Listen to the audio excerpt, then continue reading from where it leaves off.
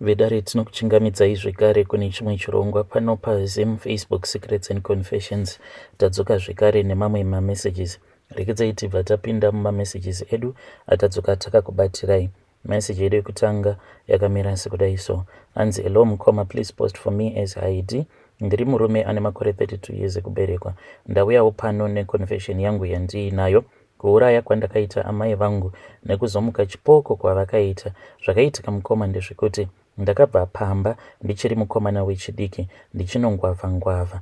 Ndakazoendawo kuMozambique neumwewo murume wandakasangana naye ndikabva ndatanga kushanda kuMozambique kuya.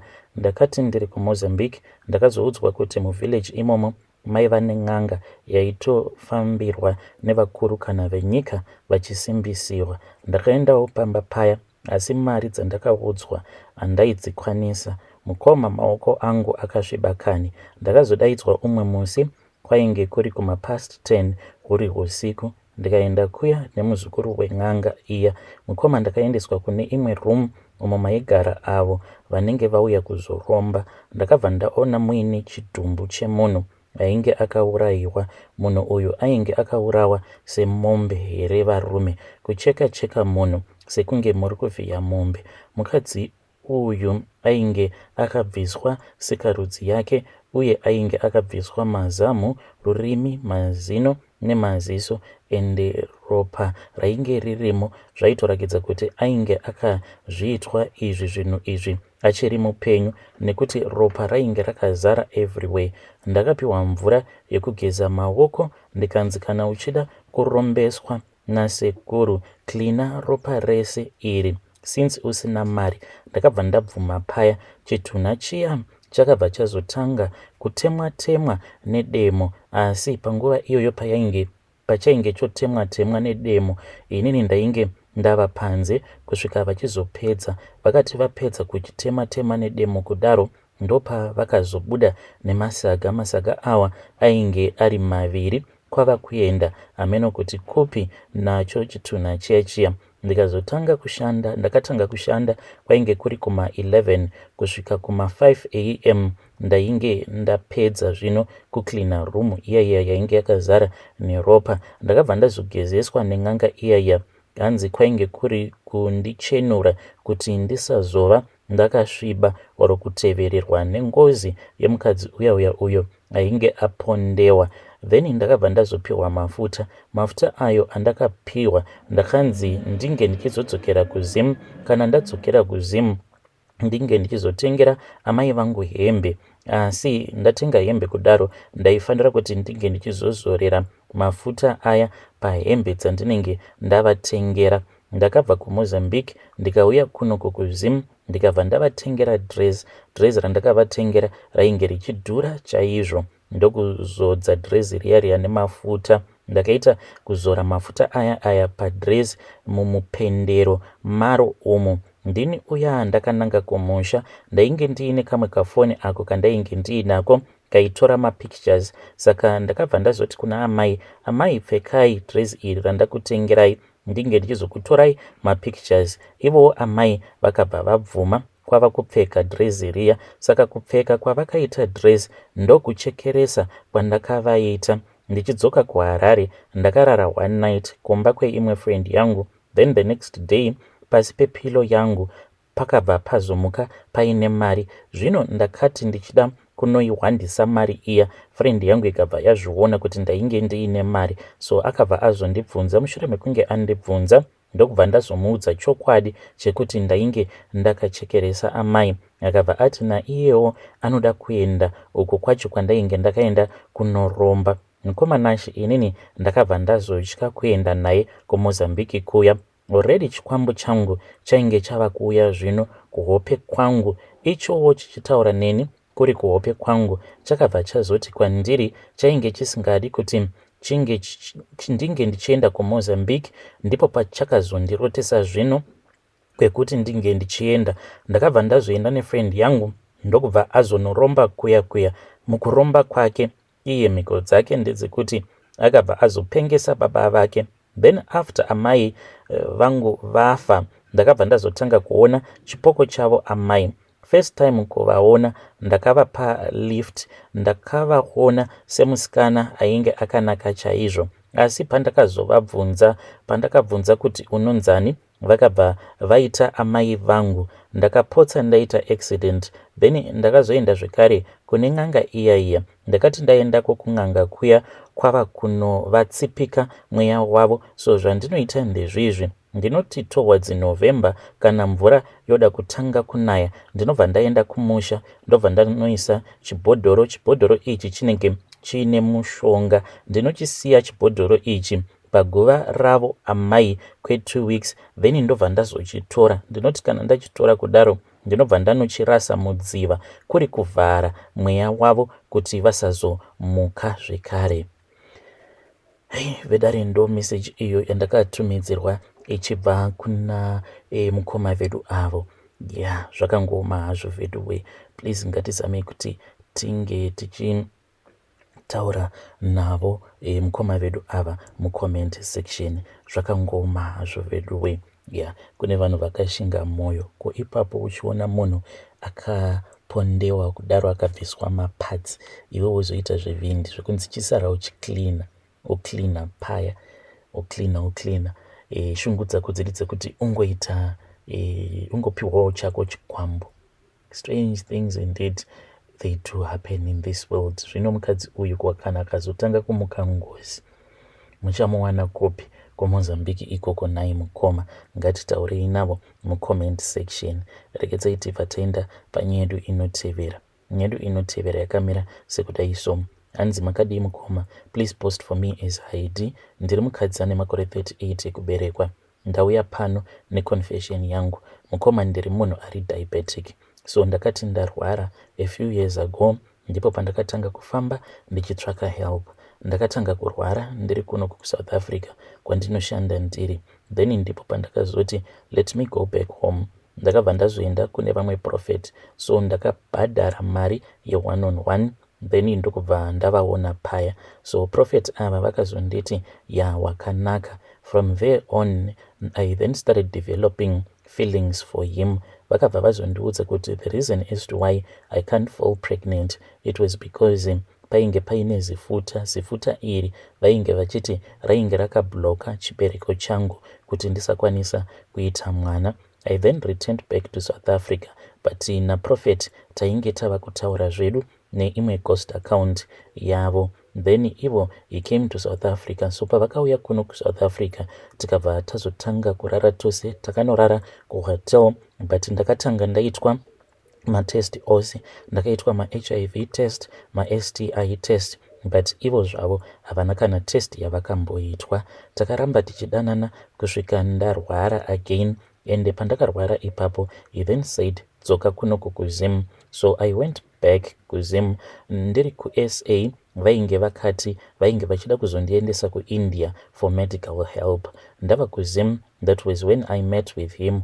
Like vane dzimba dzakawanda dzavainadzo muHarare, saka kudzimba ikoko ndokunogara small houses avo. So I was taken kune imwe imba yavo kunogara vamwe amainini, small house yavo. Tikabva tanzi wiriranai munge muchigara mose. Then one night I was picked up ne bodyguard yavo, and then we drove. Takazoti tasvika kwaMutoko. That was when I saw kuti prophet vainge vagara variko, vainge vachitobatsirwawo nen'anga. I was shocked because I was like, munhu waMwari, like how come pamba pen'anga vachibatsirwa kudaro? Vaingobuda panze uri usiku to freshen up. Masikati ose vaiswera vari mumba kuti vasazozivikanwa, since painge paine vanhu vainge vakawanda. Then vakazondidaidza vakabva vati vainge vapiwa mushonga wekubvisa zifuta riya rainge rakabloka muchibereko mangu. So zvavakaita ndezvekuti vakabva vazotora mbiya iyi yainge yakazara neropa mukati, ndokubva vachizonyika sikarudzi yavo imomo. Vakainyika sikarudzi yavo yakazoti yatsvuka red neropa, then ndipo pavakabva vachizotanga kurara neni. Takati tichirara tose kudaro, ndakazonzwa zepain, ndikanzwa kuti vaita sekunge vainge vachitodzura chibereko changu vachishandisa sikarudzi yavo. Then vakabva vati mukauone. So tainge takarara pachimhasa, then pandakamuka ndokubva ndazoona kuti painge patori nezifuta rainge rabuda musikarudzi mangu. Zifuta iri rainge richitofema. Ndakabva ndatanga kutoenda kumaperiod ndichiburitsa ropa rainge rakaita red. So all of my life ndaingoenda kuperiod only one day and just a few blood drops. Takazodzoka kuHarare, then tikagara for about a month and I came back to South Africa. Ndakati ndava kuno kuSouth Africa, I found out kuti I was pregnant. So ndakaita mwana naProphet, but nyaya iripo ndeyekuti ndava kuda kuti vange vachindisununguраwo ndinge ndichizoroorwa, because ivo vane masmall house akawanda and vanowandirwa. Apa vane shanje futi, havadi kuti uzoita maboyfriend, and vakatondiudza kuti ndakakusunga kuti unge uchizosemwa nevarume. And I think it is true, because kubva zvatakazobva kwaMutoko handina kuzombopinda murelationship again. I know he helped me, and dai zvainzi hakuna vamwe masmall house ndaigara hangu, but inini I am amongst the 4 vasingatombozivikanwe naamai Prophet. So it sucks. Anozivikanwa she is only 1, and tose tine vana. Ndinodawo maopinions enyu. Hey, vedare ndo message iyo yandakatumidzirwa ichibva kuna vahanzvadzi vedu avo. Ngatizamei kuti tinge tichitaura navo vahanzvadzi vedu ava mucomment section. Zvakangoma hazvo vedu we. Strange things indeed they do happen in this world. Regeredzai tibva taenda panyedu inotevera. Nyedu inotevera yakamira sekudai so. Hanzi makadi zvenyu mukoma, ndinokumberawo kuti munge muchindiposterawo nyaya yangu makaviga chitupa changu. Inini ndinotoshandiswa zvinotozivikanwa nemunhu wose mudzinza. Ndinoshandiswa nevamwe banguru vangu. Kana makanditarisa pachiso, ndiri mukadzi wekuti ndakatonaka chaizvo, but nyaya iripo ndeyekuti hanzi banguru vangu ava ivo vane chikwambo chavo, saka inini vakabva vazondiita mukadzi wechikwambo chavo. Zvaizvezvi ndiri kutsvakawo munhu wekuti anokwanisa kundiitirawo go back to sender. Kana ndikangokwanisa kuwana munhu anondiitira go back to sender, kunyange zvikanzi banguru vangu ava vafa, handinei kana nazvo. Chandiri kungodawo ndechekuti ndinge ndichikwanisa kuraramawo a good life. Nini mukomana chinguva zhinji ndinotongorara ndakagara, nekuda kuti dzimwe nguva zvinoti kana zvakakwidza paya ndinotoona even chidhoma ichi ndinotochiona kichitopinda mumba. Chinenge chakaita kadhara kanenge kari kapfupi, but ndinoti ndichikaona kadhara aka handikaoni kwenguva refu, ndinongokaona just for a short period of time kobva katodisappear. Then kana ndakaona kachidhoma aka ndinobva ndatongorara usiku hwose ndisingatombopepuki. Mangwana pandinozomuka mukoma ndinenge ndakagwabvurwa muzvidya mangu umu, zvekuti ndinenge ndiine mascratches. Mamwe mascratches acho ndinenge ndichitobleeda. So this is what I have been going through. Zvinhu izvi zvakatanga apo pandainge ndichiri ne13 years. Banguru vangu ava vakabva vazoti vainge vachida kuti ndinge ndichienda kunodzidza kutown. Ndakati ndasvika kutown kuya, then ndikabva ndatanga kutodzidza kune chimwe private school, but mukoma kubva ipapo pavakazonditengera zvipfeko zvemukati ndo pandakatanga kuona zvimwe zvinhu zvandainge ndisinganzwisisi kusikarudzi kwangu. Saka nekuda kwekuti ndainge ndichiri mwana mudiki, zvimwe zvacho ndaitoshaya kuti ndozviudza ani apa. Nekuda kwekuti banguru vainge vava kutochengeta baba naamai, ndainge ndava kutya kuti zvimwe kuda kana ndikagara ndataura then ndinobva ndazonzi ndava nevakomana